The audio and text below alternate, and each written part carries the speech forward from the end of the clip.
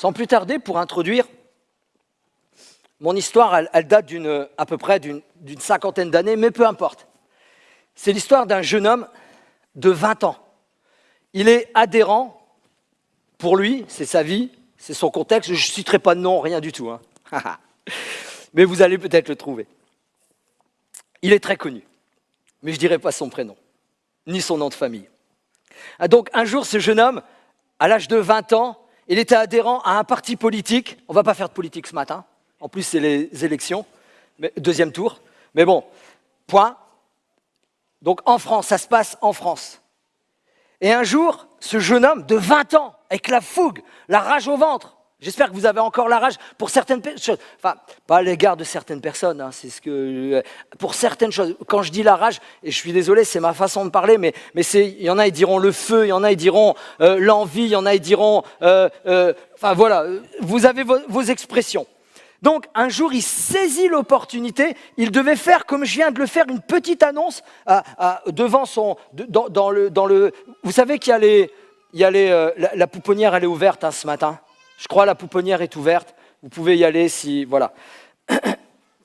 Je reviens à ce que je disais. Donc, un jour, il saisit l'opportunité. Il devait monter sur une estrade à peu près comme celle-ci, peut-être un auditoire beaucoup plus grand, mais devant l'auditoire, il devait faire une annonce, il devait dire quelque chose. Mais ça devait durer 2 minutes, 2 petites minutes. Il a saisi l'opportunité. Vous savez, des fois, il y a des trucs en nous qui brûlent. Et il a saisi cette opportunité pour faire une sorte de discours que de 2 minutes, attention, il est devant des pontes, il est devant un parti politique français connu et reconnu, il y avait 2 minutes pour dire un truc et il commence à parler, à discuter et son exposé, si je puis dire, je crois approximativement, il a duré 17 minutes. Et puis il a arrêté, il est parti s'asseoir quelque part. En lui-même, il a dit « je suis mort ». Je suis mort. Je ne vous dirai pas les noms de ses mentors, etc., les gens qui avaient autour de lui, mais en lui-même, il dit « je suis foutu ». Et effectivement, le lendemain, il se fait convoquer par l'un des responsables, qui était juste Premier ministre à l'époque, l'un des responsables du parti politique, et il est convoqué, donc tout tremblant, les genoux claquants, et puis il va dans le bureau du gars, et il dit en lui-même, il dit « c'est foutu, je suis mort, ma carrière, elle s'est arrêtée là, elle a duré 17 minutes, c'est tout ». Le lendemain, le Premier ministre le reçoit, il gronde un peu, il fait semblant, mais il dit « toi, t'es bon pour faire de la politique ».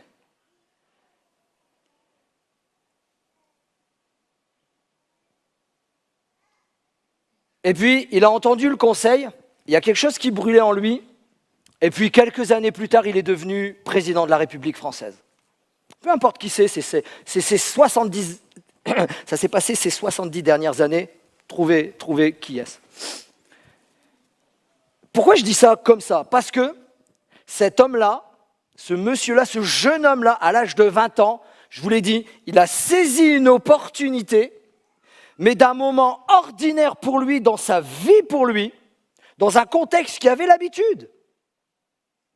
Cette journée-là, ce moment-là, cet impact-là, il est passé de l'ordinaire à l'extraordinaire. On peut mettre l'affiche.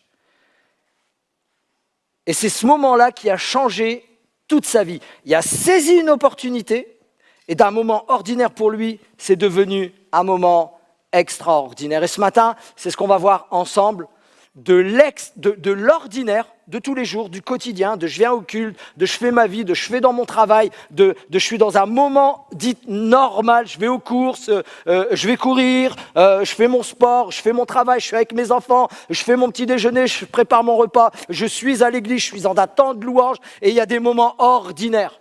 Mais des fois dans nos vies, il y a des moments ordinaires, je dirais, excusez-moi du terme, hein, c'est un terme qu'il faudrait balayer, mais je le dis quand même, routinier, je dirais normal, ordinaire, où grâce à Dieu, à la puissance de Dieu qui vit en nous et qui peut se manifester à n'importe quel instant, peut devenir un moment extraordinaire et qui nous sommes appelés à vivre le miracle. Et ce matin, c'est ce qu'on va essayer d'exposer ensemble très très rapidement. Un jour, il y avait une femme cananéenne, alors là j'ai saisi un petit peu ce que le pasteur Laurent a apporté cette semaine, mardi, lors des obsèques. Et nous, ce matin, on va parler de la vie. Mais malheureusement, la mort fait partie de la vie. Et cette femme cananéenne, c'est la femme, on l'appelle la femme cananéenne. La particularité, pourquoi on ne connaît pas ni son nom, ni son prénom, ni son adresse, ni son numéro de téléphone, ni son numéro de compte en banque, enfin de compte en banque heureusement, ni son numéro de sécurité sociale, rien, une femme cananéenne. Et c'est Matthieu qui écrit une femme cananéenne. Et il écrit parce qu'il a employé ce terme, vous savez, les Cananéens, il faut savoir qu'Israël était là depuis plusieurs siècles déjà, mais on distinguait les Israélites des Cananéens. C'est déjà moche. Vous savez, en ce moment, il y a ce qu'on appelle les Français de souche et les Français machin. Vous êtes d'accord avec moi? Non, on est Français ou on n'est pas, tout simplement. Vous voyez ce que je veux dire? On peut avoir des origines, parce que je vois des têtes qu'elles bougent. J'en ai des origines. Oula! Ma mère, elle est d'origine flamande, mon père est d'origine de l'autre côté de la Méditerranée. Waouh! Ouais, ça donne ça. Bah, désolé.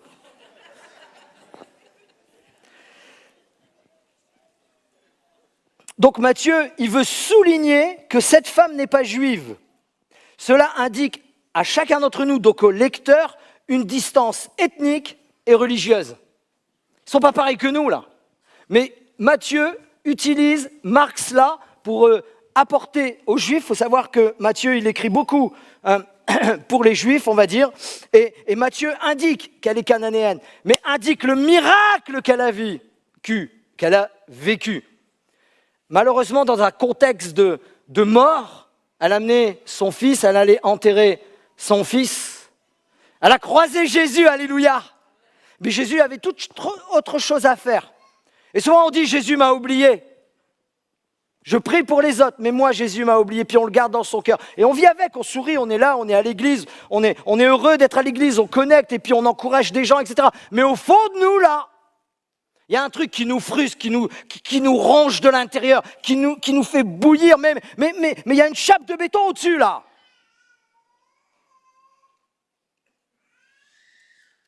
Il n'y avait pas une pouponnière, je crois, non, bon. Il y a une chape de béton, là, au-dessus. Et puis on l'oublie, on vit avec, et puis des fois on agit de telle et telle manière, parce qu'il y a ça. Parce qu'on pense que Jésus nous a oubliés. Puis elle y pense peut-être même pas. Mais bref, il y a cette rencontre qui se fait. Et d'un moment ordinaire, je dirais, pardonnez-moi, d'un enterrement, je ne sais pas, c'est le bon mot, nous, chez nous on dit un enterrement, des obsèques, d'un moment normal d'obsèques, d'un moment ordinaire pour un enterrement, il y a une rencontre avec Jésus et Jésus manifeste le miracle et le garçon est ressuscité. Gloire à Dieu. Et ce matin, j'espère, ensemble, on va passer que toi, mon frère, toi, ma sœur. Tourne-toi vers une ou deux personnes. Toi, mon frère, toi, ma sœur. Tu vis dans des moments ordinaires, tu vis des moments ordinaires. Mais ce matin, c'est peut-être l'extraordinaire pour toi. Dis-le à quelqu'un. De l'ordinaire, tu vas passer à l'extraordinaire. Soit on est tous blindés puis dire « Oh, moi, tu sais, j'en ai pas besoin et machin. » Non. Soit vous êtes là-dedans, ou soit tu dis « Oui, Seigneur. Oui, Seigneur. » Et tu n'es pas obligé de le montrer comme moi. C'est ma personnalité, c'est mon tempérament. Mais il y a des frères, des sœurs qui sont là, oui, et puis au fond de leur cœur, ouais, vas-y, fais-moi vivre l'extraordinaire. Sois béni, mon frère. Sois béni, ma sœur. Ça arrivait à plein de monde dans la Bible. Je vais en prendre 2 ou 3, comme je l'ai dit, la femme cananéenne, mais il y avait tout un contexte. L'aveugle de Jéricho, d'un moment ordinaire à un moment extraordinaire. L'aveugle de Jéricho, la Bible nous dit, dans Jéricho, donc la diapo, voilà, ça c'est toutes les références, vous irez la relire. L'aveugle de Jéricho, il est où? Devant Jéricho. Waouh. Bon, ok. L'aveugle de Jéricho, il est devant Jéricho, à l'entrée de Jéricho, on le pose, ou on le guide, on l'oriente chaque jour pour aller se poser là. Est-ce qu'il y a un siège ou pas? Vous savez, maintenant, pour se promener, hop, on a un petit siège comme ça en main, tout, chlac. Ah. Non, je ne pense pas qu'il était dans ce contexte. Le pauvre, soit il y allait, soit on le menait. En tout cas, il restait là toute la journée, histoire d'avoir quelques pièces. Mais il entend du bruit, ce gars-là. Ce jour-là, il entend du bruit parce que n'oublions pas que son oreille, elle est plus développée que ceux des autres. Mais il entend du bruit. C'est le bazar. Qu'est-ce qui se passe? C'est Jésus. Waouh, c'est Jésus qui passe. C'est Jésus qui passe. 2 solutions. Soit je le laisse passer, soit je le saisis. Et d'un moment ordinaire de son quotidien, c'est tous les jours, il vit comme ça. Depuis je ne sais combien d'années, tous les jours, il vit comme ça. Mais lui, il saisit l'opportunité comme le gars qu'on a parlé tout à l'heure, comme cette Cananéenne qu'on a causé il y a quelques secondes, de ce moment ordinaire de sa vie, de son quotidien. Peut-être, c'est tout, il a accepté Je ne sais pas si vous avez déjà entendu, oui, mais moi, c'est ma croix, c'est ma vie, je l'ai accepté telle chose. Soit on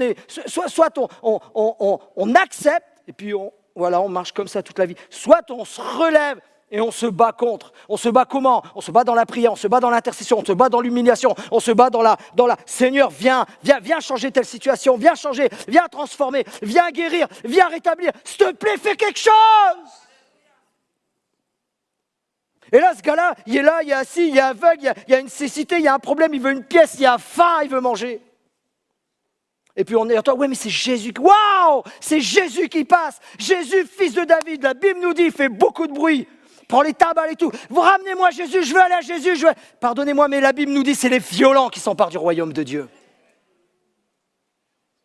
Et puis il est violent dans ses tripes. Il est violent, il est acharné, oui, mais Seigneur, moi je veux juste un contact avec lui. Il gêne, il est dérangeant. Il est dérangeant, les disciples. Oh, tu vas te calmer là. Et des fois, malheureusement, dans nos bruits, il y en a qui crient, oui, mais Seigneur, viens là. Wow, tu fais trop de bruit là. Ou alors, il y a tout le contraire. Waouh, toi, t'en fais pas assez là. Toi, tu peux. Peu importe l'état d'esprit, peu importe l'extériorisation, peu importe l'attitude, peu importe, ne te fie pas aux apparences. C'est Dieu qui sonde les cœurs. C'est Dieu qui nous sonde les uns et les autres. Si tu juges, mon frère, ma sœur, je vais te dire quelque chose ce matin. Si tu juges, tu seras jugé comme tu as jugé. Alors arrête de juger. L'apparence, peu importe, on s'en fiche. Mais c'est le cœur qui compte devant l'Éternel. Et ce n'est pas l'homme à juger les cœurs. Ce n'est pas les pasteurs à sonder les cœurs. Non, c'est celui qui est là. Ou non, celui qui est là. Celui qui vit en nous. C'est lui qui sonde les cœurs. Il a sondé le cœur de ce monsieur Jéricho, aveugle de Jéricho. Et Jésus le provoque. Jésus, c'est un provocateur. Il le provoque. Il dit, qu'est-ce que tu veux que je te fasse? Qu'est-ce que tu veux que je te fasse? Et on connaît la suite. Seigneur, que donne-moi la vue. Je ne demande pas de l'argent, je ne demande pas d'être connu dans le monde entier, je ne demande pas ça, je ne demande pas ça. Juste le minimum, le strict minimum. Seigneur, donne-moi la vue. D'un moment ordinaire, il va vivre un moment extraordinaire. Il va vivre le miracle. Si ça vous émerveille pas, ce matin, Seigneur, ouvre mon cœur, que ça puisse m'émerveiller, que je puisse avoir un regard sur le ciel, que je puisse être connecté au ciel. Et ce qui est impossible à mes yeux, ce qui est impossible à mon cœur, tout est possible à Jésus. Alléluia. Gloire à Dieu. Gloire à Dieu. L'homme à la main sèche. L'homme à la main sèche, pour lui, c'est son quotidien, c'est sa vie. Il y a même peut-être honte. Il y a la main sèche. Il n'y a pas grand-chose. Hop. Je suis sûr qu'il cache. Alors, je ne vais pas imiter Je suis sûr qu'il cache. Il y a honte, il y a un grand manteau, tout, il y a honte, il est gêné, il y a la main sèche. Il ne peut pas faire grand-chose, mais il s'est adapté avec cette main sèche, il s'est adapté à son quotidien, à sa vie. Je suis sûr qu'il travaille, il est obligé de travailler. Soit à cette époque-là, soit tu es riche, tu as des serviteurs et des servantes, soit tu es dans la pénibilité et tu dois œuvrer, travailler n'importe quel job pour pouvoir te nourrir, toi et ta famille. Donc le gars, c'est sûr, il s'est adapté, il bosse. Il m'en dit pas. Parce qu'il y a encore une autre main et il y a deux jambes. Puis nous, des fois, quand on casse un ongle, la journée elle est finie. Je ne parle pas qu'aux dames. Et puis lui, il vit sa vie, c'est son quotidien, l'homme avec sa main sèche, paralysé. Il rentre dans la synagogue, il va malgré tout, il vit sa frustration, il vit ses questions, il vit sa dépendance, il est peut-être dépendant de certaines personnes pour certaines choses, mais il a la main sèche et dans son quotidien, dans sa routine, il va quand même rendre un culte à Dieu. Je dis quand même parce qu'il y en a beaucoup, quand il leur arrive des choses, ils lâchent, mais bon. Il va rendre un culte, j'enlève le quand même, il va rendre un culte à Dieu parce qu'il aime Dieu, il fait partie de ce peuple de Dieu, il va à la synagogue. Et là, on connaît tous l'histoire. Jésus le met carrément au centre. C'est comme si je disais à quelqu'un d'entre vous, allez, viens, mets-toi, je ne suis pas Jésus, mais viens, mets-toi là. Waouh, t'as pas envie d'être là. J'en connais, si je dis leur nom, je ne le dirai pas. Je leur dis, viens là. Non, viens là. Je suis mort. Je suis mort, un homme mort. Et c'est ce qu'il fait Jésus. Jésus le met au centre de l'attention. Et tout le monde a les regards fixés sur lui. Peut-être, je vous l'ai dit, il n'avait pas envie d'être là, il y avait honte d'être là, enfin bref, tout un ensemble de choses. Il met au défi, Jésus, provocateur encore. Ça, c'est moi. Étends ta main, montre-nous. Arrête de la cacher, n'aie pas honte. Montre-le. Et puis on sait ce qui s'est passé, hein. D'un moment ordinaire, d'un quotidien de sa vie, d'avoir, je dirais, accepté peut-être, malheureusement, d'avoir fait toutes ces choses. La Bible nous dit, Jésus dit, étends ta main, il pose sa main et la main fut totalement guérie. Est-ce qu'il s'y attendait ? Est-ce qu'il s'y attendait ? Mon frère, ma sœur, toi qui attends depuis des années, est-ce que ce jour-là, cet homme s'y attendait ? Non, je n'y crois pas. Je n'y crois pas. Et pourtant, Jésus l'a béni, l'a transformé. Je suis convaincu, on n'entend plus parler de lui après, mais je suis convaincu, sa vie, elle a été transformée. Alléluia. Quel est ton besoin ? Qu'est-ce que tu caches depuis tant d'années ? Est-ce que c'est une douleur ? Est-ce que c'est une maladie ? Est-ce que c'est une tristesse ? Est-ce que c'est une frustration ? Ce matin, tu vas passer certainement d'un moment ordinaire à un moment extraordinaire. Il faut juste y croire. Jésus, il est là. A-t-il changé ? Deux qui l'ont dit. Non, Jésus n'a pas changé. La Bible dit de lui-même qu'il n'a pas changé, il est le même hier, aujourd'hui et pour. Alléluia. Alléluia. La dernière et puis on va arriver à deux petites citations. La dernière, ce qu'on appelle la femme samaritaine. La femme samaritaine, elle, tout le monde la regarde. Tout le monde la regarde. Je parle à des êtres humains ce matin, je parle à des gens adultes. C'est là, du village. C'est pour ça qu'elle va à midi. Elle va à midi au puits. La galère. Je ne sais pas si vous êtes déjà allé dans un pays chaud. Je suis déjà allé dans des pays chauds où il y a très peu d'eau. Je cherchais l'eau. J'allais me doucher en cachette sous peine de mort. Ouais, je ne vous dirai pas où, ni quand, ni comment. Je vous promets en cachette parce que j'ai besoin d'eau. Là, la femme, elle allait à midi en plein cagnard, en plein soleil, aller puiser l'eau parce que tout le monde n'était plus là. Les femmes avaient déjà fini leurs besoins. Quand il fallait aller là où j'étais allé il y a quelques années pour le pain, par exemple, il fallait aller le chercher très tôt parce qu'après, tellement il faisait chaud, le pain durcissait. C'était le contexte. Pas une bonne farine, il y avait tout un contexte. Et là, c'est pareil. Cette dame-là va de bonne heure chercher son pain. Son eau. Son eau. Son eau. Et en allant chercher son eau de bonheur, alléluia, elle rencontre le pain de vie, alléluia, gloire à Dieu. Et là, il y a une conversation qui s'échange. Va chercher ton mari, non. Et Jésus lui révèle, tac, tac, tac, toutes les choses de sa vie. Cette dame-là, elle passe d'un moment ordinaire à vivre un moment extraordinaire. Alléluia. Deux petites citations. En tant que disciples de Christ, diapo 6, en tant que disciples de Christ, nous sommes appelés à vivre naturellement le surnaturel. Naturellement. J'ai tenté des dizaines de fois de marcher sur l'eau, j'y arrive pas. Mais nous sommes appelés à vivre naturellement le surnaturel, mes frères et sœurs.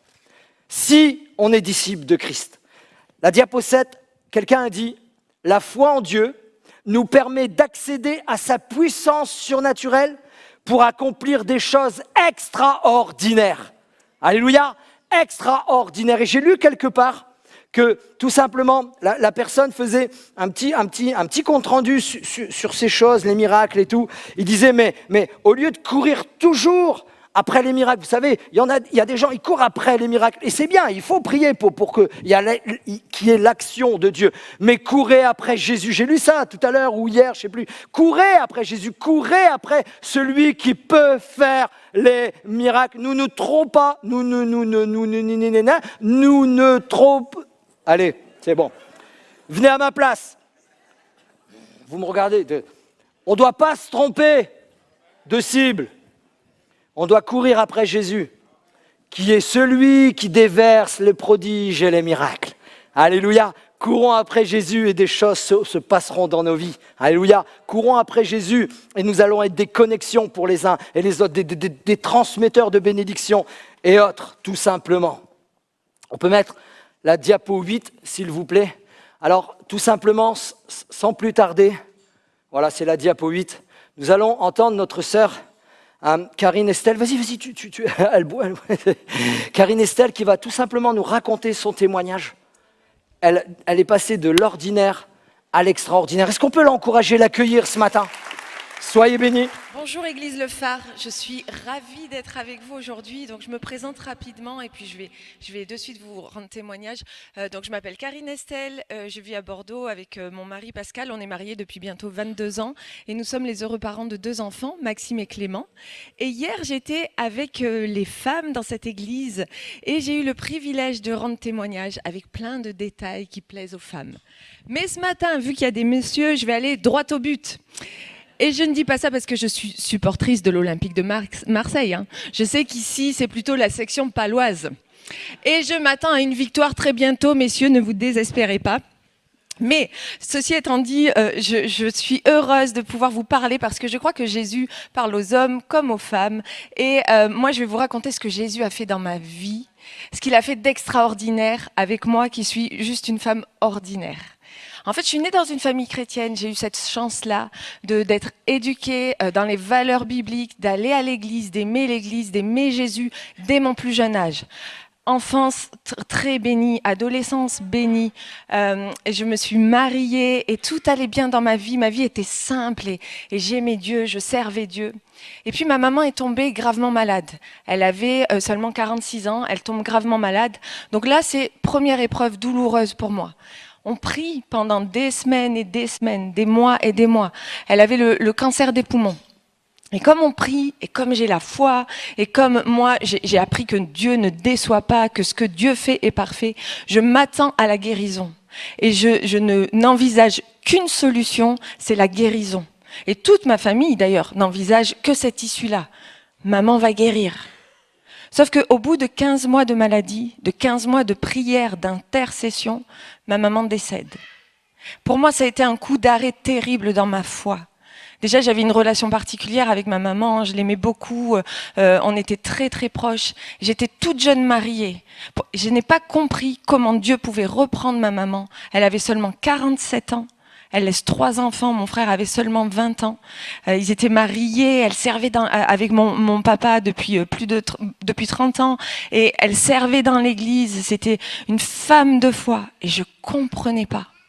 J'ai été triste, mon cœur a été brisé. Et j'ai vraiment eu comme un coup d'arrêt dans ma vie chrétienne. J'ai continué à suivre Dieu parce que j'aimais Dieu et parce que je le connaissais depuis que j'étais toute petite et que je savais que Jésus m'aimait aussi. Donc j'ai continué à suivre Dieu, mais avec une tristesse, une lourdeur au fond de mon cœur. J'étais vraiment en deuil. Je refusais la consolation. Je préférais garder ma tristesse parce que en conservant mes larmes, c'était comme si j'avais une partie de ma maman avec moi encore sur terre. Donc je voulais pas être consolée. Et je continue à avancer dans la vie, on était jeunes mariés, je comprends qu'il faut avancer, il faut construire une famille, il faut construire une carrière, on continue à servir Dieu, donc on avançait. J'étais heureuse avec un fond de tristesse. Il y avait toujours ce fond de tristesse. On devient parent et ça va dans notre vie, juste, voilà, je suis encore en deuil. Et puis quelques années après, 10 ans après le décès de ma maman, moi-même je tombe malade. Je tombe malade du jour au lendemain, vraiment. Je tombe d'ailleurs, je perds l'équilibre. Ça commence comme ça ma maladie. Et on me trouve un problème dans l'oreille interne, ce qu'on appelle une névrite vestibulaire. Donc je passe par une crise où je ne tiens pas debout. Je peux pas avancer, je peux pas me nourrir. Il y a tout qui tourne autour de moi et c'est comme si j'avais le mal de mer. Donc vomissement, tout tourne. Je suis bien seulement allongée dans le noir, sans aucun bruit, sans aucune musique, sans que personne ne me dérange. Et malgré tout, tout tourne. Et j'ai des migraines intenses, terribles. Donc, les jours passent comme ça, on me dit ça va passer avec de la cortisone. Bon, on m'a quand même amenée en urgence à l'hôpital. Le médecin craignait que je fasse un AVC, donc on a quand même eu peur. Mais quand moi j'étais à l'hôpital juste avant de passer l'IRM, Dieu m'a mis une paix surnaturelle dans mon cœur. Vraiment une paix que je ne comprenais pas. Mais cette paix, je mesure aujourd'hui à quel point elle a été précieuse pour pouvoir vivre les mois qui ont suivi. Parce que les mois qui ont suivi, ça n'a été que des séjours à l'hôpital, des examens médicaux et une dégradation de mon état. une dégradation de mon état digestif, une dégradation de mon état général. Le système immunitaire était vide, comme disaient les médecins, et on m'a donné tout un tas de diagnostics de maladies auto-immunes.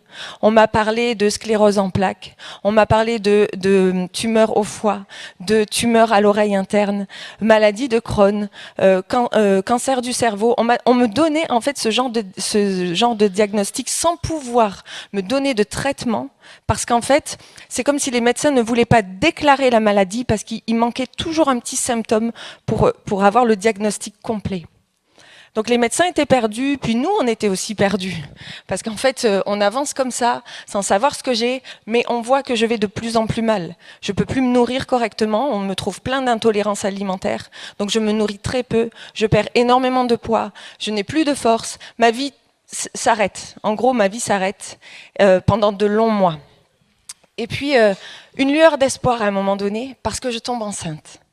Donc, je fais le test de grossesse, et là, je me dis, waouh, ça y est, c'est la fin de l'épreuve.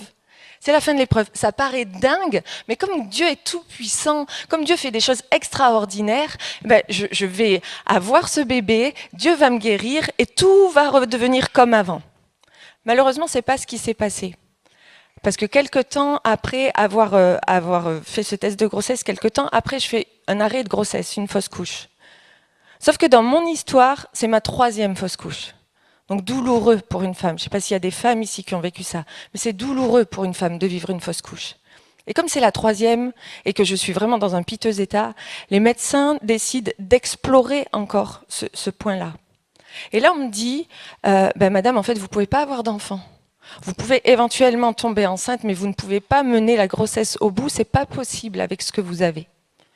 Alors là, je regarde le médecin, je dis, mais j'ai déjà un enfant. Et elle me répond, cet enfant, c'est un miracle. Vous n'en aurez pas d'autre. Alors là, déjà, j'ai été reconnaissante d'avoir un premier enfant, un miracle. J'ai dit, merci Jésus. Mais la douleur que j'ai ressentie de me dire, je ne pourrai pas avoir d'enfant.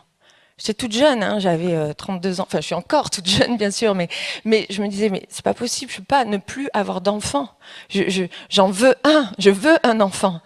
Et très vite, cette pensée vient sur mon cœur. Dieu ne veut pas ce qui est bon, il veut le meilleur. Là, je me dis, c'est pas ce que je pense, moi. Moi, ce que je pense de bon, c'est d'avoir un enfant maintenant. Mais Dieu ne veut pas ce qui est bon, il veut le meilleur. Et je vous le dis, Église, ce matin, Dieu veut pas ce qui est bon pour vous. Il veut le meilleur pour vous. Il veut le divin pour vous. Alors, j'ai cette pensée qui m'encourage. Et j'écoute en boucle le chant Persévère. Le chant Persévère d'Olivier Yeshua, je l'écoute en boucle. Et je sais que c'est entre cette pensée et ce chant, je suis encouragée par le Saint-Esprit et je continue à avancer, sans trop savoir ce qui m'attend par la suite. Et je suis toujours malade, et je suis toujours terriblement fatiguée. Et combien de fois je me retrouve allongée sur le sol avec des douleurs terribles. Et je me dis, mais comment je vais m'en sortir? Je me souviens de pleurer sous la douche. Je pleurais sous la douche parce que je voulais cacher ma souffrance. Et je disais, mais Seigneur, j'ai tellement mal, mais je te fais confiance. Et puis, je me souviens aussi, certains soirs, de me coucher et de me dire, mais demain matin, je serai pas là. Je serai pas là. Est-ce qu'on peut mourir de fatigue? Oui, je crois que c'est ce qui va m'arriver. Je suis tellement épuisée que demain matin, je ne serai pas là. Et puis le lendemain matin, je me réveillais encore et j'étais là. Et puis par la volonté de mon mari de s'approcher de la famille, d'aller dans le sud, proche de notre famille, parce qu'on était en Haute-Savoie à ce moment-là, on déménage, on se retrouve dans le sud.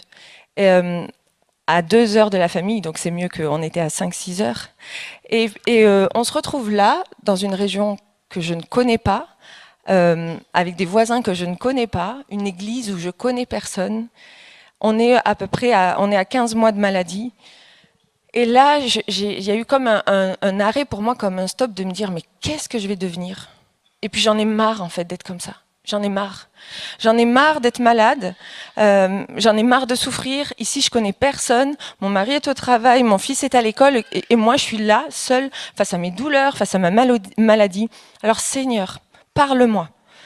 Il n'y avait pas de rébellion en moi. Il n'y avait pas de colère, rien. Mais juste comme ça suffit, quoi. Ça suffit. Maintenant, j'en ai assez. Je veux savoir ce qui va se passer. Donc, j'ai dit, écoute, Seigneur, si tu veux me reprendre, je suis prête. parce que je sais que si tu me reprends, je te rejoins dans ton ciel de gloire et je serai heureuse. Si tu veux me guérir, je suis prête, parce que si tu me guéris, ma vie va reprendre, quelle que soit la façon dont tu me guéris, que ce soit miraculeusement ou avec un traitement, je suis prête à ce que tu me guérisses, bien sûr.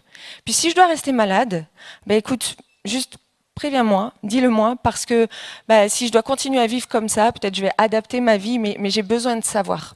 Je ne veux pas continuer à prier pour la guérison si la guérison n'arrive jamais. Et puis, j'ai fait cette prière toute simple, cette conversation toute simple avec Dieu, comme je vous l'ai dit là. Et puis j'ai commencé à réécouter les évangiles. J'ai commencé à écouter des prédications sur la guérison, des chants sur la guérison, et très très vite, j'ai compris que ma guérison, elle était actée, que Jésus avait le désir de me guérir. Il y a 2 versets qui ont particulièrement percuté mon cœur. Un verset dans les évangiles qui dit que Jésus allait dans les synagogues, dans les villes et guérissait toute maladie. Et ce toute maladie, ça a eu un impact dans mon cœur. Parce qu'en fait, moi, toute maladie, ça me parlait. J'en avais plein de maladies. On n'arrivait pas à la trouver. On n'arrivait pas à trouver le nom exact de ce que j'avais. Je me suis dit, moi, je connais pas ma maladie. Mais toi, Seigneur, tu guéris toute maladie. Donc, pour toi, c'est bon, c'est suffisant. Et puis, un autre verset qui a été rappelé ce matin, c'est par ces meurtrissures que nous sommes guéris. Il y a eu une résonance particulière parce que je me suis dit, nous sommes guéris, donc je suis guéri. Ça a été acté à la croix il y a des milliers d'années, je suis guéri. Alors j'ai commencé à proclamer la guérison. J'allais pas bien, j'avais toujours mal, j'avais toujours des vertiges, j'étais toujours totalement épuisée. Mais au fond de moi, ma foi s'est activée et j'ai dit dans le nom de Jésus, je suis guérie, c'est fait. Je me souviens que cette semaine-là, mon frère m'envoie un message, comprenez bien le contexte, ma maman était décédée 10 ans avant, on est à 15 mois de maladie comme ma maman, donc ma famille était inquiète pour moi. Et mon frère m'envoie un texto en me disant « Comment ça va ?» J'ai dit écoute, je suis guérie, ça se voit pas, mais bientôt tout le monde le verra, je suis guérie. À ce moment-là, je ne savais pas ce que Dieu allait faire, mais je savais que j'étais guérie. Le dimanche, on va au culte avec mon mari et mon fils. Et faut savoir que le temps de culte, c'était peut-être la seule vie sociale que j'avais et que je voulais garder, parce que je voulais garder la communion avec mes frères et sœurs et je voulais garder ce temps dans la présence de Dieu. Mais ça me demandait à peu près 3 jours de récupération. Tant c'était intense pour moi, le bruit, le monde, la fatigue que ça a engendré.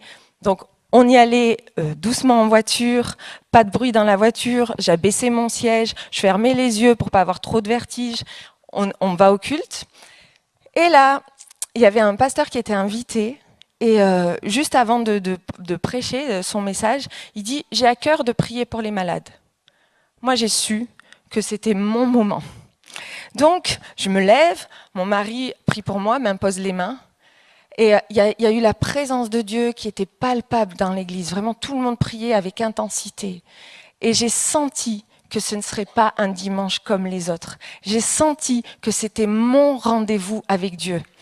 Et Dieu m'a guéri au regard de tous à ce moment-là. J'ai rien senti dans mon corps. Pas de picotement, pas de frisson, pas de tremblement, pas de chaleur, rien. Juste la conviction que ça se manifestait dans le visible à ce moment-là.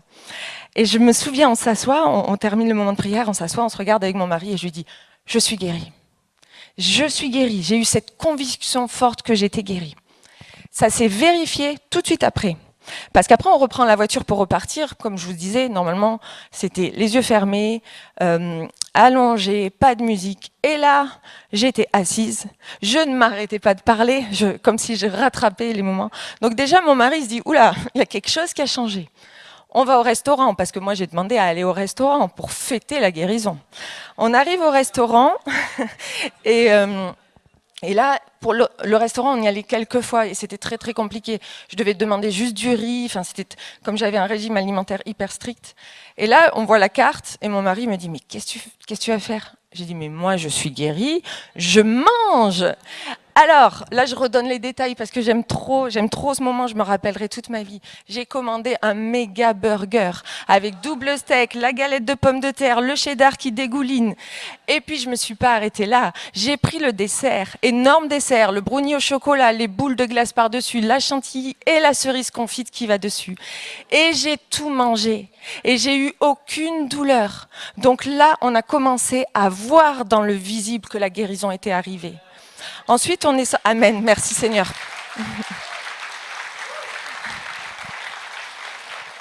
Ensuite, on est sorti, on est allé se promener, on était sur la Côte d'Azur et on se balade. Et là, j'ai pris mon fils par la main et j'ai couru avec mon fils. Et il y a quelques mois auparavant, je ne pouvais même pas marcher. J'ai dû réapprendre à marcher. Au départ avec quelqu'un en m'appuyant, puis après toute seule, et puis j'arrivais pas à marcher. Mais là, j'ai couru. Parce que j'étais guérie, j'ai couru. Je me souviens, je me retourne, je regarde mon mari, et puis on a compris, en échangeant un regard, que notre vie allait complètement changer. Que notre vie avait complètement changé. Je rentre à la maison, et là, je me vois dans le miroir. Et je vois que dans mes yeux, il y a la vie. Dans mes yeux, il y a la vie. Mon regard, il était complètement éteint. Il y avait un médecin qui m'avait dit, c'est comme si vous êtes sur off, on n'arrive pas à trouver le bouton on. Il faut qu'on le trouve, madame, vous êtes en survie. Je le savais que j'étais en survie. Mais Jésus m'a guéri, miraculeusement en un instant. Parce que Jésus guérit encore aujourd'hui. Parfois, il le fait avec l'aide des médecins, parfois il le fait miraculeusement. Mais ce qui est sûr, c'est ce qui est marqué dans la parole, c'est la vérité. Jésus guérit aujourd'hui. Et au-delà du physique, il a restauré mon cœur. Parce que peu de semaines après, il m'a apporté la consolation que je refusais. Il me l'a donnée. Ça a changé ma vie. Ça a changé ma vie d'être consolée. Il a changé ma façon de voir les choses. Il a changé ma mentalité. J'ai compris que Jésus, il est avec nous ici, chaque jour, que Jésus est sur son trône, mais le Saint-Esprit est avec nous, en nous, et qu'on ne peut pas vivre normalement. C'est impossible. On ne peut pas avoir une vie simple alors qu'on a le Saint-Esprit en nous. J'étais chrétienne depuis des années et j'allais à l'église et j'étais une bonne chrétienne et j'étais heureuse. Mais quand Jésus m'a guérie, il y a quelque chose qui est venu bouleverser ma mentalité. Et je me suis dit, oui, mais si je suis chrétienne, mais donc je ne peux pas être comme les autres. C'est impossible, parce que Dieu déclare que je suis la lumière du monde, je suis le sel de la terre. Alors si je suis comme mon voisin qui ne connaît pas Jésus, c'est pas possible. C'est pas possible. Il doit y avoir quelque chose de différent en moi. Ça a tout changé dans ma tête, ça a tout changé dans mon cœur, dans mon regard. Et puis Jésus, comme il est tellement bon, il a fait au-delà. 4 ans après ma guérison, on est invité à un mariage, on se retrouve dans une église. Et là, il y a le groupe de jeunes qui montent sur l'estrade pour chanter. Et là, les premières notes du chant commencent. Et c'est le chant Persévère. Alors là, moi, je remonte quelques années en arrière et je me dis, ce chant, c'est le chant que tu m'as donné, Seigneur, quand j'avais la fausse couche, quand j'ai fait cette fausse couche. Et ma première réaction, ça a été, non, Seigneur, c'est pas possible. C'est pas possible. Les médecins, ils m'ont dit, vous n'aurez pas d'enfant, vous n'en aurez plus. Le premier, c'est un miracle. Donc, Seigneur, c'est pas possible. Donc, je dis rien à personne, mais je sens bien, dans mon esprit, je sens qu'il y a quelque chose qui est enclenché et que je vais avoir un enfant. Donc, je dis rien, on fait le mariage, les semaines passent, les mois passent.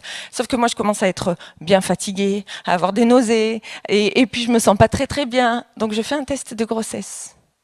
Et je suis enceinte. Alors là, je suis contente parce que j'ai compris que cette grossesse, elle serait différente. Parce que la façon dont Dieu me l'a annoncé, j'ai compris que ce serait différent. Sauf que j'ai aussi le diagnostic des médecins. Donc je suis entre, c'est divin, mais il y a la parole des hommes aussi.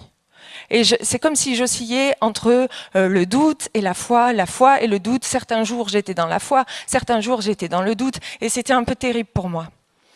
Mais du coup, j'ai dit, écoute, Seigneur, si cet enfant naît, un jour j'écrirai un livre pour te rendre gloire. Et quelques mois plus tard, cet enfant est né. Il s'appelle Clément, il va bientôt avoir 7 ans. Et Dieu m'a fait ce deuxième miracle. Et Dieu m'a habillée de miracles. C'est pour ça que j'ai écrit ce livre qui s'appelle Habillée de miracles. Ce titre, il n'est pas venu comme ça. J'ai pas réfléchi, j'ai pas fait de brainstorming ou quoi que ce soit. Ce titre, il m'a été soufflé par le Saint-Esprit. Au départ, j'ai pas compris que c'était le titre de mon livre même. Habillée de miracles, habillée de miracles. Ça me parlait. Et je voudrais qu'on projette la photo, s'il vous plaît, parce que Habillée de miracles, c'est ce qui décrit aussi ma famille. Voilà, je vous présente ma merveilleuse famille. Et si Dieu n'avait pas fait de miracle dans ma vie, sur cette photo, il y aurait seulement mon mari. Parce que Dieu m'a miraculeusement guérie, parce que Dieu m'a miraculeusement rendue mère, j'ai une famille habillée de miracles. Ma vie est habillée de miracles. Jésus est venu complètement bouleverser mon corps, mon cœur, ma mentalité. Et je crois qu'il peut le faire pour chacun d'entre nous. Parce que Dieu n'a pas de favoris. Dieu n'a pas de favoris. Dieu, il nous aime tous de la même façon. Et vous savez, depuis quelques mois, depuis que mon livre est sorti, je vais dans les églises rendre témoignage. Et d'ailleurs, merci au pasteur d'avoir accepté que je le fasse aujourd'hui. Et à chaque fois, je prie pour l'église et je dis, Seigneur, qu'est-ce que tu voudrais que je dise de spécial à cette église? Parce que mon témoignage, il n'a pas changé, c'est toujours le même. Mais je crois que Dieu, il a parfois des messages particuliers. Et vraiment, ce que j'avais fort sur mon cœur aujourd'hui, c'est ces deux versets que j'ai eus pour l'église. C'est qu'il y a un verset qui dit, dans Jean, que Dieu a fait tellement de miracles, il a continué à faire de grandes choses que tous les livres du monde entier ne pourraient pas le contenir. On connaît les miracles de la Bible, on les lit. Et puis le pasteur en a donné quelques-uns aujourd'hui. On connaît ces miracles-là, mais ils ne sont pas tous notés dans la Bible. Ils ne sont pas tous notés, tellement Jésus en a fait. Puis il y a ce deuxième verset qui dit que c'est Jésus qui dit qu'il a fait de grandes choses, mais que nous, on fera des choses encore plus grandes que lui. Alors je me dis, vu que tous les miracles ne sont pas notés dans la Bible, que Dieu il en a fait tellement, et qu'il proclame qu'on est capable, nous aussi, de faire des grandes choses comme lui et plus grandes que lui, comment est-ce possible qu'on vive jour après jour, culte après culte, sans voir les miracles? Comment est-ce possible? C'est pas possible. C'est pas possible. Parce qu'à partir du moment où il y a Jésus dans une vie, la vie, elle est différente. À partir du moment où il y a Jésus dans une vie, il y a des miracles. Il y a des miracles. Et je crois, alors je suis remplie d'amour pour cette belle église et je veux être remplie de sagesse. Mais je crois que parfois, si on ne s'attend pas au miracle, on peut attrister le Saint-Esprit. On peut attrister le Saint-Esprit. Et moi, je n'ai pas loupé mon rendez-vous il y a 10 ans. Et moi, j'ai été une femme chrétienne, bonne chrétienne, heureuse de suivre Jésus, de servir Jésus, sans m'attendre à l'extraordinaire. La Bible, c'est bien, c'est beau, j'y crois. L'Église, je l'aime, mais je ne m'attends pas à l'extraordinaire. J'ai vécu ça pendant des années. Puis un jour, Dieu m'a secouée, Dieu m'a bouleversée, Dieu a révolutionné ma mentalité et ma vie. Et je crois qu'il peut le faire pour chacun d'entre nous. Ce n'est pas possible de vivre comme les autres quand on a le Saint-Esprit en soi. Ce n'est pas possible de regarder les mêmes choses, de croire les mêmes choses, d'avoir les mêmes objectifs. Ce n'est pas possible. On est sur terre pour déclarer la vie. On est sur terre pour proclamer le nom de Jésus. Alors je sais qu'on a des blessures. Je sais qu'on a des blessures. Je sais qu'on a des épreuves et je suis passée par là. Mais Dieu se sert aussi de ces moments pour nous combler, pour nous remplir, pour nous restaurer, pour nous consoler, parce qu'il ne nous abandonne pas. Il n'abandonne pas ses enfants, il les aime tellement. Alors si tu es dans l'épreuve ce matin, crois que Dieu peut t'en sortir. Crois que Dieu peut faire des choses extraordinaires dans ta vie pour que tu ailles mieux et que tu continues à marcher et faire de grands pas comme il nous l'a rappelé ce matin. Et si tu es dans une saison où tu es dans la joie, dans l'abondance, proclame le nom de Jésus. Reste focus sur Jésus. Il y a plus à vivre que le petit train-train quotidien. Il y a plus à vivre que le culte dimanche après dimanche. Vraiment, Église Le Phare, je vous dis avec beaucoup d'amour, mais il y a plus à vivre parce qu'on a un Dieu extraordinaire. On doit vivre l'extraordinaire.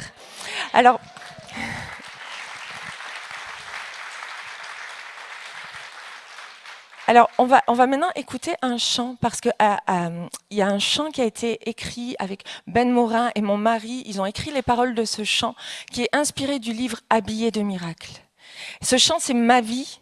Ça parle de ma vie, ces paroles-là. Donc, on va le projeter, vous allez l'écouter. Mais pendant qu'on le projette, si vous avez été touché par mon témoignage, si vous avez été touché par le message du pasteur, si tu crois que dans ta vie, il y a plus à vivre et que tu veux vivre l'extraordinaire, tu peux te lever sur le devant, il y a une équipe de prière qui va venir prier pour toi.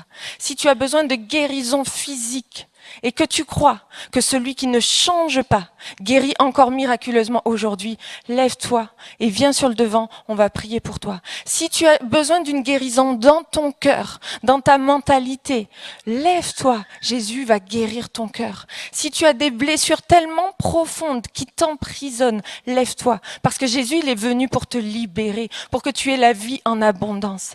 Alors pendant ce chant, tu vas écouter les paroles, le Saint-Esprit va te parler. Mais vraiment, si tu as besoin de prière, et si tu te dis, c'est pas un dimanche comme les autres. Aujourd'hui, c'est un rendez-vous divin. Il y a des choses à saisir. Si tu sens que ta foi s'active, n'hésite pas à te lever. On va pas se regarder les uns les autres. C'est entre toi et Dieu. Et quand c'est entre toi et Dieu, ça se passe. Parce que Dieu, c'est le Dieu de l'extraordinaire qui va faire des miracles ce matin. Je le crois de tout mon cœur. Soyez bénis.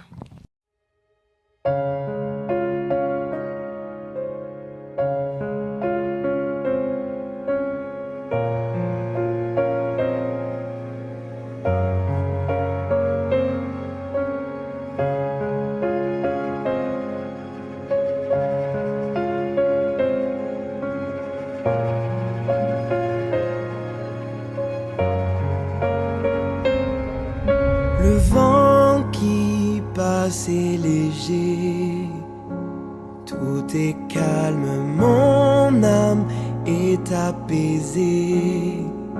Des rires s'élèvent dans ma maison, ma foi éclaire chaque saison.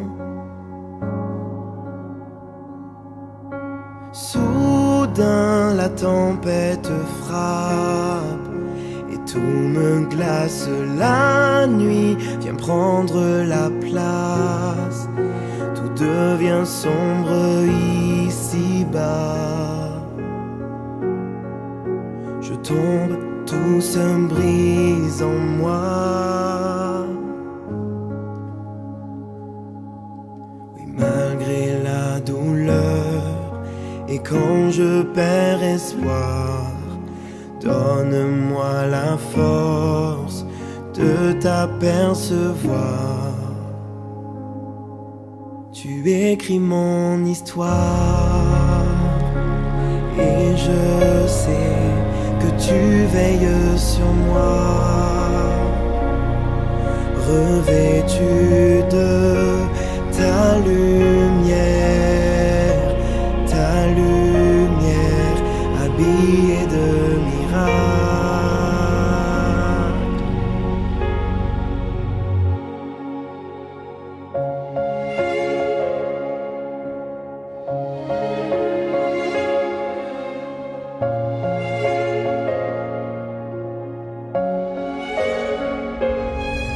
Je m'incline devant toi et humblement ma prière monte à la croix. Je sens ta main posée sur moi. Ma vie rejaillit, je te vois. Oh, le ciel s'ouvre dans ma vie. Je suis en paix, mon corps entier est guéri. Je n'oublierai jamais ta grâce. À toi, Seigneur, soit toute la gloire.